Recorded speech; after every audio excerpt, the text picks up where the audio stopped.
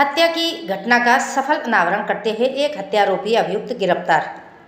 आपको बता दें कि थाना कोतवाली नगर पुलिस द्वारा हत्या की घटना का सफल अनावरण करते हुए एक हत्यारोपी अभियुक्त को गिरफ्तार किया गया, जिसके कब्जे से मृतक का मोबाइल फोन बरामद किया गया। गिरफ्तार अभियुक्त सोनू उर्फ जमशेद उपरोक्त ने पूछताछ के दौरान बताया कि दिनांक 27-28-9-2024 की रात्रि समय करीब 1 बजे मैं और मेरा साथी रोडवेज बस स्टैंड पर खड़े थे। तभी बस से उतरे एक आदमी को लूटने के इरादे से रोडवेज बस स्टैंड से उसका पीछा कर रहे हैं और हम दोनों ने किशनपुरा नाले पर आकर उसका सामान लूटने लगे तो उसके द्वारा विरोध किया गया तो हमने उसका सामान लूटकर उसको नाले में धक्का दे दिया था और उसका सामान लेकर भाग गए। मेरा साथी पर्स व बैग लेकर चला गया था और मैं उस व्यक्ति का मोबाइल फ़ोन लेकर चला गया था। सहारनपुर से महेश कुमार की खास रिपोर्ट। खबरों के साथ जुड़े रहने के लिए चैनल को लाइक, शेयर और सब्सक्राइब अवश्य करें। जी हाँ, कोतवाली नगर में ये 28 सितंबर को ये सूचना मिलती है कि वहाँ पर नाले में एक शव मिला है, जो कि जब आसपास के लोग, उसके परिजन भी आते हैं, आइडेंटिफाई कर लेते हैं, वो शव मांगेराम मृतक का होता है। और ये पूरी घटनाक्रम इस तरह होती है कि जो मांगेराम है ये आकाशवाणी देहरादून में काम करते हैं और 27 तारीख को ये अपने ऑफिस से करीब 10 साढ़े 10 बजे निकलते हैं और यहाँ घंटाघर पे वो बस के माध्यम से वहां से निकलते हैं देहरादून से और घंटाघर पे करीब 11:30 बजे पहुंचते हैं। उसके बाद ये अपने घर वालों से संपर्क करते हैं कि उनको वो वहां से पिक कर लें।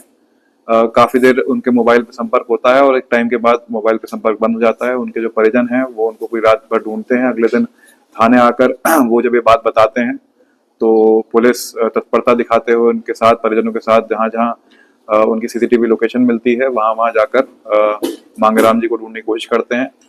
उसी दौरान ये बॉडी भी वहां पे मिलती है नाले से और जब बॉडी मिलती है, बॉडी का पीएम कराया जाता है। उस टाइम बॉडी जिस हालत में मिलती है, प्राइमा फेसी उसके ऊपर कोई भी इंजरी के निशान नहीं थे और बॉडी के पीएम में जो मेन कारण आया था वो ड्राउनिंग की वजह से मृत्यु का कारण स्पष्ट हुआ था। जो परिजन हैं उनके द्वारा ये संदिग्धता जताई जाती है कि उनके साथ कुछ गलत हुआ है, तो उसी क्रम में जो स्थानीय पुलिस है वो वहाँ के कैमरे देखती है। रात के जब से वो कैमरे बस से उतरते हैं तब से लेकर वो नाले के पास तक किस तरह पहुंचते हैं उसकी पूरी 1 से 1.5 घंटे की पूरी सीसीटीवी फुटेज देखी जाती है, जिसमें 2 संदिग्ध युवक दिखते हैं जो उनके साथ उनका जो बैग लटका हुआ है और उनका मोबाइल है उसके साथ छेड़छाड़ करने का प्रयास भी कर रहे हैं। वहाँ एक चौकीदार जो आई विटनेस होता है उसके द्वारा बताया जाता है कि रात को उसके द्वारा ये देखा गया था कि एक व्यक्ति के साथ कुछ लोग हाथापाई या फिर धक्का मुक्की कर रहे हैं। तो जब सीसीटीवी से क्लियर हुआ और सीसीटीवी के ही माध्यम से हमने ये जो इसमें मेन अभियुक्त है सोनू जमशेद, उसको गिरफ्तार किया।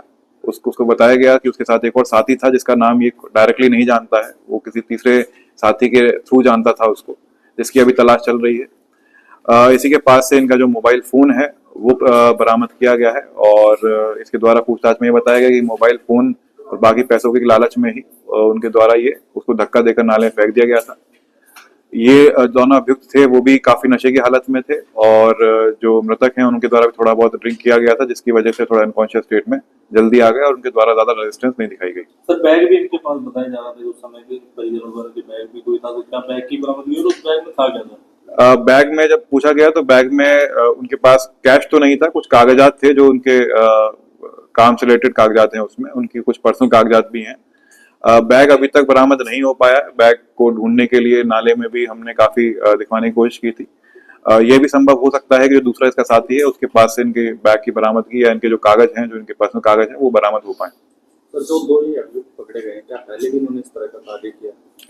अभी एक ही अभियुक्त पकड़ा गया है, एक अभी अज्ञात है, उसको पकड़ने की कोशिश चल रही है। बाकी इनका आपराधिक इतिहास जो सोनू जमशेद है जिसको आज भेजा जा रहा है, उस पर चोरी के मुकदमे और एनडीपीएस के मुकदमे पहले